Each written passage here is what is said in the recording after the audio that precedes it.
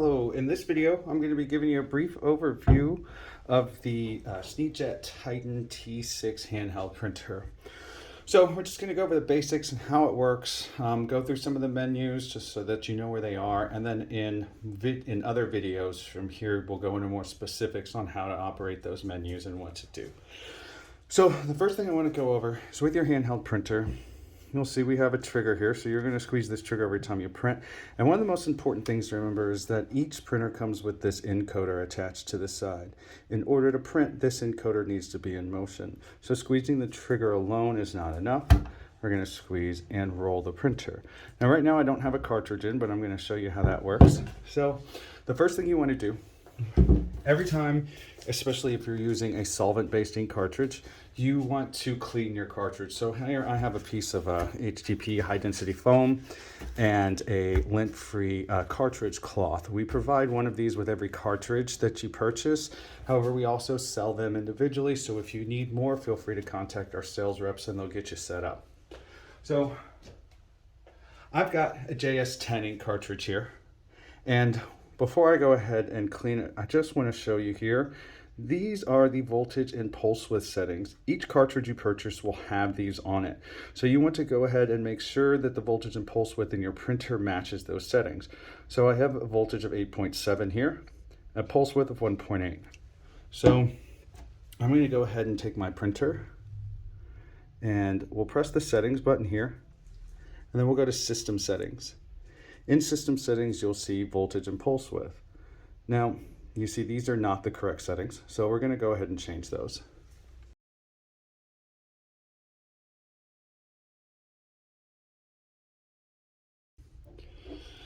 Now that I've done that, in order to clean your cartridge, it's very simple. You're going to take the cartridge, you're going to put it face down into the pad here, and pull it this way. Now, 2 solid lines of ink are what we're looking for.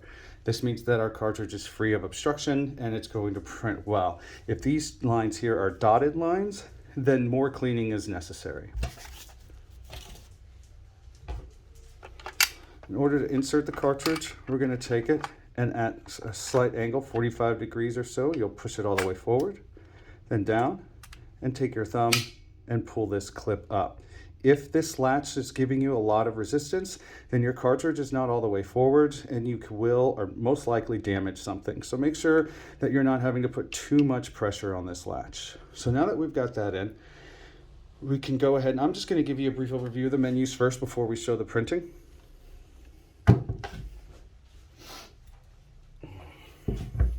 Great. So we have our edit menu here, and this is where we're going to edit new messages. So you simply need to select edit single file in order to create any new messages. And you'll see in our next videos the more specifics on how to do this. We also had, you saw edit group file. So we can simply set more than one message to print on alternating trigger pulls. So if I slide message A over, now I don't have any other messages programmed in this printer as of right now, but we will later. And then say I had another message here, I'd slide it over. So on my first trigger pull, it's going to print default message. On my second trigger pull, it's going to print message B, and then cycle back to default message. Now to the settings menu. We've already shown the system settings menu. We'll do it again. You'll just see you have language selection here, time and date, voltage and pulse width, as well as brightness and sound. Now the printer makes a beep every time it's done printing. Some people may or may not want that sound, so you can turn that off there. So we'll press cancel and move on to the next settings menu, print settings. And this is where most of the setting changes are done. Now, the great thing about your handheld printer is this encoder measures the speed at which you're printing. So there is no need for you to use the speed setting, and almost never a need for you to use the interval setting, because that's just the delay from the time you pull the trigger to the time it starts printing. Well, since we're running a handheld printer, we can place it wherever we want without the need for that. Now, direction will allow you to print it X reverse, Y reverse, which is just printing it either maybe upside down or mirror the print. And you'll see those options right there. Great. Nozzle line. Every cartridge has 2 nozzles. You see these 2 lines here. You're only using one at a time. So if you're having trouble with one, you can make a switch to the other. This is also a good troubleshooting tool to see if you know you have some clogged nozzles or if you genuinely have an issue with a cartridge. The print width is what you're going to use instead of speed, so this will increase the size of your message. And grayscale is just simply grayscale. It puts more ink down. Moving on to the DPI tab, you have 4 options with this printer: 100, 150, 200, and 300.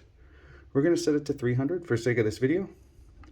And I know from experience that a print width of 12 is too high for that setting. So I'm going to go down to 6 in my print width. The advanced tab will simply allow you to use the repeat print function or the reciprocating print function. So repeat print, you just select it and you'll tell it how many times you want it to repeat that. The repeat interval is the distance between each repeated print. So with a repeat print, if I set it to print 5 times, I only have to pull the trigger once and it's going to print 5 times. Now that we've done that, I'll just simply show you real quick printing. So you see it's verified our cartridge.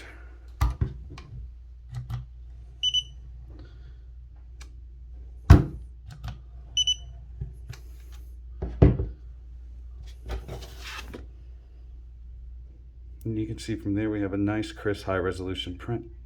Thank you.